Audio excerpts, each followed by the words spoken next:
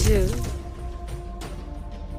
20 ஜனவரி 1887 அமெரிக்க senate கடற்படைக்கு பேல்பாறை கடற்படை தளமாக வாடகைக்கு எடுக்க அனுமதித்தது.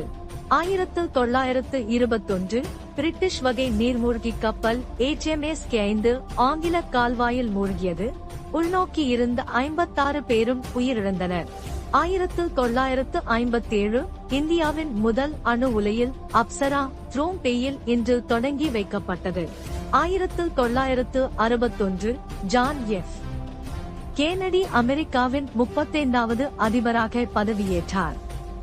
இந்த பதவிக்கு தேர்ந்தெடுக்கப்பட்ட சிறிய வயதுடையவராகவும் முதல் ரோமன் கேத்தோலிக்கராகவும் ஆனார். 2009 பாரக் ஒபாமா அமெரிக்காவின் 44வது அதிபராக பதவியேற்றார். அமெரிக்காவின் முதல் ஆபிரிக்க அமெரிக்க அதிபராக